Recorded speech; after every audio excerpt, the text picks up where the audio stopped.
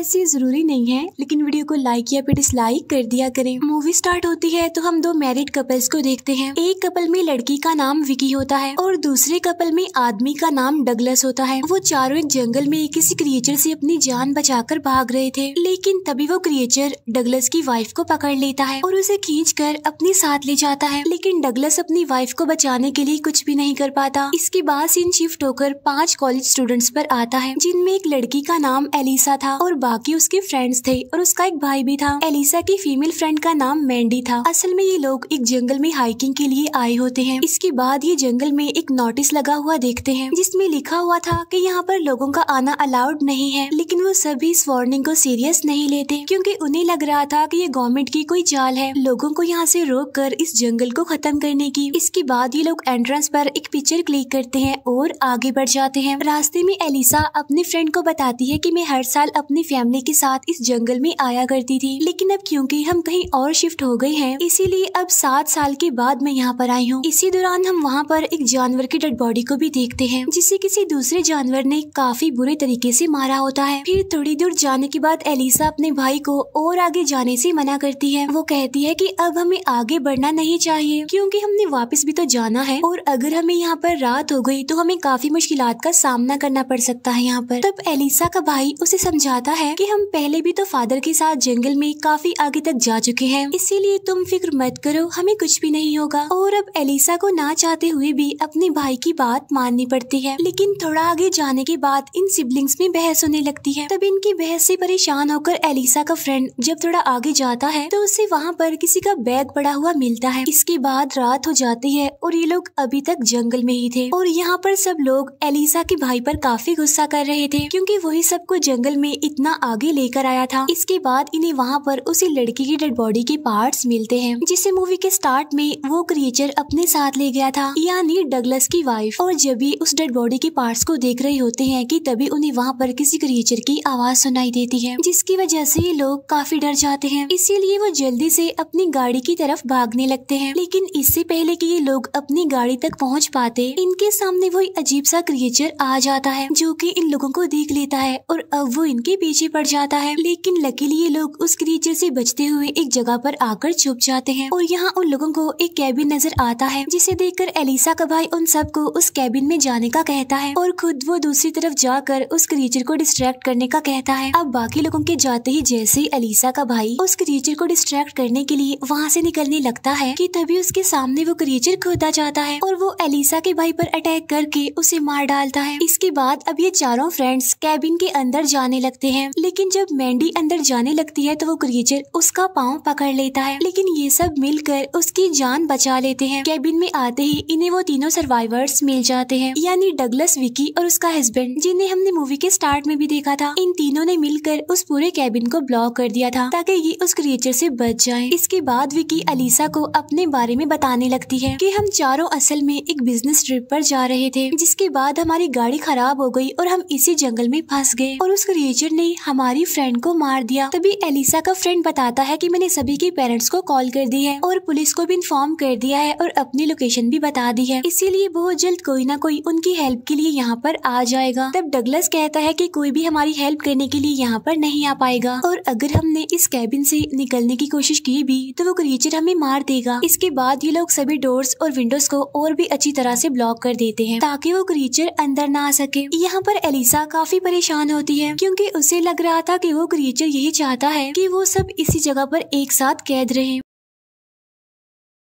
तब एलिसा का फ्रेंड उसे समझाता है कि वो सिर्फ एक क्रिएचर है और हमें उससे बचकर बस यहाँ से निकलना है। हमें ये जानने की जरूरत नहीं है कि वो क्रिएचर क्या है और क्यों है और वो क्या चाहता है, हमें उससे भी कोई मतलब नहीं है। अभी ये दोनों बात कर ही रहे होते हैं कि तभी वहाँ पर वो क्रिएचर आ जाता है और वो उस कैबिन में घुसने की कोशिश करता है, लेकिन तब वो लोग उस विंडो को भी ब्लॉक कर देते हैं जहाँ से वो क्रिएचर अंदर आने की कोशिश कर रहा था। इसके बाद वो क्रिएचर कैबिन के चारों तरफ घूमने लगता है और तभी वो एक विंडो के जरिए अंदर आ ही जाता है। तब उसके अंदर आने के बाद वो लोग उसे रोकने की कोशिश करते हैं, लेकिन उसे रोकने की कोशिश में विकी का हस्बैंड इंजर्ड हो जाता है। इसीलिए मैंडी और एलिसा भी इनकी हेल्प करने के लिए वहाँ पर आ जाती हैं और वो एक ड्रेसर को उठाने लगती हैं ताकि वो उस क्रिएचर को इसकी मदद से रोक सके। अब क्योंकि वो ड्रेसर काफी भारी होता है, इसीलिए वो दोनों उसे उठा नहीं पाती। तभी एलिसा का फ्रेंड पेपर स्प्रे लाकर उस क्रिएचर पर स्प्रे कर देता है। तब इनकी आवाज सुनकर डगलस भी उनकी हेल्प करने के लिए वहाँ पर आ जाता है और इसी वजह से अभी ठीक टाइम पर ड्रेसर की मदद से उस विंडो को ब्लॉक करने में कामयाब हो जाते हैं। यहाँ पर विकी का हस्बैंड डगलस को उनकी हेल्प करने के लिए थैंक्स कहता है। तब डगलस कहता है कि दरवाजों और विंडोज को ब्लॉक करने के लिए हमारे पास और ड्रेसर्स नहीं है और ना ही हमारे पास टाइम है, इसीलिए हमें जितना जल्दी हो सके इस जगह से निकलना होगा। रात को ये सभी लोग एक साथ बैठे होते हैं। यहाँ पर एलिसा का फ्रेंड कहता है कि पुलिस की हेल्प बस आने ही वाली होगी, जिस पर डगलस हंसते हुए कहता है कि हम इस जगह पर ज्यादा टाइम के लिए टिक नहीं पाएंगे और हमारी हेल्प करने के लिए यहाँ पर कोई आएगा भी नहीं, क्योंकि सबको पता है कि यहाँ पर क्या है, वो क्रिएचर है, यानी यहाँ पर खतरा है। इसीलिए हमें खुद यहाँ से निकलकर अपने लिए कोई हेल्प लानी होगी। तब ये सुनकर विकी का हस्बैंड मना कर देता है कि नहीं, यहाँ से बाहर अब कोई नहीं जाएगा, जिस पर एलिसा का बेस्ट फ्रेंड कहता है कि मैं जाऊंगा बाहर और हेल्प लेकर जल्दी वापस भी आ जाऊंगा। तब ये सुनकर एलिसा अपने फ्रेंड को दूसरे रूम में ले जाकर उसे समझाती है और कहती है कि तुम बाहर नहीं जाओगे, जिस पर एलिसा का फ्रेंड कहता है कि अगर मैं हेल्प लाने के लिए बाहर ना गया तो कोई भी यहाँ से बाहर नहीं जा पाएगा। इसीलिए अब ना चाहते हुए भी एलिसा को उसकी बात माननी पड़ती है। इसीलिए अभी लोग प्लान बनाते हैं कि विकी का हस्बैंड उस क्रिएचर को डिस्ट्रैक्ट करेगा। उसी टाइम एलिसा का फ्रेंड कैबिन से निकलकर हाईवे की तरफ भागेगा। फिर कुछ देर बाद वो करते भी बिल्कुल ऐसा ही है। विकी का हस्बैंड बाहर जाता है और वो विसल बजाकर उस क्रिएचर को अपनी तरफ अट्रैक्ट करता है। अब एलिसा का दूसरा फ्रेंड घर से बाहर खड़ा हुआ था। वो स्पाई ग्लास की मदद से उस क्रिएचर को देखता है और वॉकी टॉकी की मदद से वो विकी के हस्बैंड को बताता है कि वो क्रिएचर तुम्हारे काफी करीब आ चुका है। तब मौका देकर एलिसा का बेस्ट फ्रेंड कैबिन से काफी दूर भाग जाता है। इसके बाद एलिसा का फ्रेंड विकी के हस्बैंड को बताता है कि अब वो क्रिएचर मुझे कहीं भी दिखाई नहीं दे रहा। इसका मतलब ये है कि अब वो वहाँ से भाग गया है। और तभी अचानक से इन लोगों को वॉकी टॉकी पर एलिसा के बेस्ट फ्रेंड के चिल्लाने की आवाजें आने लगती हैं। तब यहाँ पर उन्हें पता चलता है कि वो क्रिएचर असल में अब एलिसा के बेस्ट फ्रेंड के पीछे आ रहा है। इसीलिए अब एलिसा का फ्रेंड और विकी का हस्बैंड फौरन कैबिन के अंदर आने की कोशिश करते हैं, लेकिन डगलस उस दरवाजे को ब्लॉक कर देता है और उन्हें अंदर आने नहीं देता, जिसे देखकर विकी उस दरवाजे को खोलने की कोशिश करती है, लेकिन डगलस उन्हें दरवाजा खोलने नहीं देता। इसीलिए अब एलिसा उन दोनों को वॉकी टॉकी पर बताती है कि किचन का दरवाजा खुला हुआ है, तुम वहाँ से अंदर आ जाओ। इसीलिए अब एलिसा का फ्रेंड और विकी का हस्बैंड किचन के दरवाजे से कैबिन के अंदर आ जाते हैं और अंदर आते ही विकी का हस्बैंड सबसे पहले डगलस को मारता है, जिससे डगलस बेहोश हो जाता है। और जब उसकी आंख खुलती है तो वह खुद को बंधा हुआ पाता है, क्योंकि अब उन लोगों को डगलस पर बिल्कुल भी बिलीव नहीं था और यही वजह थी कि उन्होंने उसको बांध दिया। इसके बाद हम एलिसा को देखते हैं जो कि काफी अपसेट लग रही थी, क्योंकि उसने अपने भाई और अपने फ्रेंड को खो दिया। इसीलिए वो डिसाइड करती है कि वो उस क्रिएचर को मारकर ही यहाँ से बाहर निकलेगी। वहीं पर एलिसा का फ्रेंड काफी डरा होता है, क्योंकि आज वो मरते मरते जो बचा था और उसे लगता है कि वो किसी भी टाइम मर सकता है।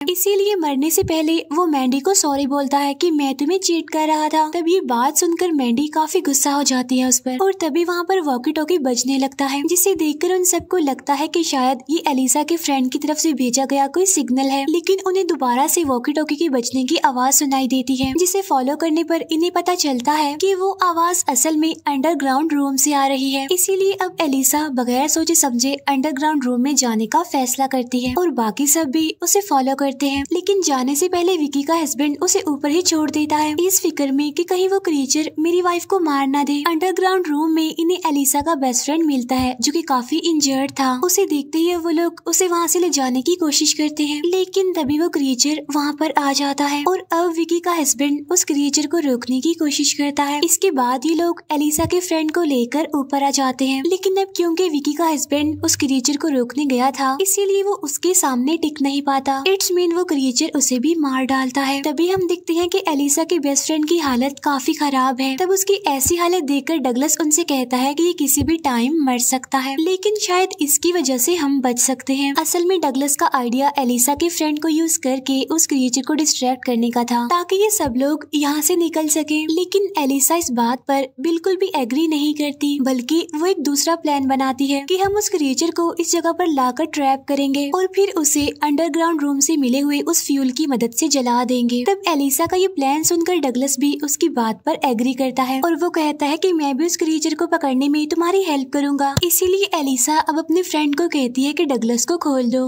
लेकिन आजाद होते ही डगलस एलिसा के इंजर्ड फ्रेंड को मार देता है। तब उसकी इस हरकत से वो सभी लोग काफी गुस्से में आ जाते हैं, लेकिन इससे पहले कि वो डगलस को कुछ कह पाते वो क्रीचर अचानक से उन ब्लॉक्स को तोड़ते हुए अंदर आ जाता है और वो डगलस को बड़े ही ब्रूटल तरीके से मार देता है। डगलस को मारने के बाद वो क्रीचर अब उसकी बॉडी खाने में बिजी था। तो मौके का फायदा उठाकर वो लोग अंडरग्राउंड रूम में जाकर फ्यूल ले आते हैं। फिर वो उस फ्यूल की मदद से वहाँ पर आग लगा देते हैं, जिससे वो क्रीचर उस आग में जल जाता है और उसकी मौत हो जाती है। इसके बाद वो लोग अंडरग्राउंड रास्ते से ही आगे बढ़ते हैं, लेकिन रास्ते में विकी को उसके हस्बैंड की डेड बॉडी दिख जाती है, जिसे देखकर अब वो वहीं पर ही रुक जाती है। लेकिन तभी एलिसा के दूसरे फ्रेंड को वो क्रिएचर खींचकर ले जाता है और यहाँ पर हमें पता चलता है कि वहाँ पर एक नहीं बल्कि 2 क्रिएचर्स मौजूद थे, जिनमें से एक को तो उन्होंने जलाकर मार दिया था, लेकिन दूसरा अभी भी जिंदा है। इसके बाद मैंडी विकी को लेकर वहाँ से भागने लगती है, लेकिन अनलकीली वो क्रिएचर विकी को भी मार देता है और अब वहाँ पर सर्वाइवर्स सिर्फ मैंडी और एलिसा थी। इसीलिए अब वो दोनों एक साथ वहाँ से भागने लगती है, लेकिन बहुत जल्द वो क्रिएचर एलिसा को पकड़कर उसे भी मार डालता है। लेकिन मैंडी किसी तरह बचकर वहाँ से भागने लगती है। आगे जाने के बाद वो अपनी बॉडी पर मिट्टी लगा लेती है ताकि वो क्रिएचर उसे स्मेल करते हुए उसके पीछे ना आ जाए। इसके बाद मैंडी फाइनली गाड़ी के पास पहुँच जाती है, लेकिन जैसे ही वो गाड़ी स्टार्ट करने वाली होती है वो क्रिएचर वहाँ पर आकर उस पर भी अटैक कर देता है, लेकिन मैंडी किसी तरह उसे बचते हुए उसे अपनी गाड़ी के नीचे क्रश कर देती है। इसके बाद वो सही सलामत उस जंगल से बाहर निकल आती है और तभी हम उस क्रिएचर की डेड बॉडी के पास एक और क्रिएचर को देखते हैं। इट्स मीन वहाँ जंगल में सिर्फ 2 क्रिएचर्स नहीं थे, बल्कि वहाँ पर और भी बहुत सारे ऐसे क्रिएचर्स मौजूद थे। और इसी के साथ ही ये मूवी यहीं पर एंड हो जाती है। Thank you for watching.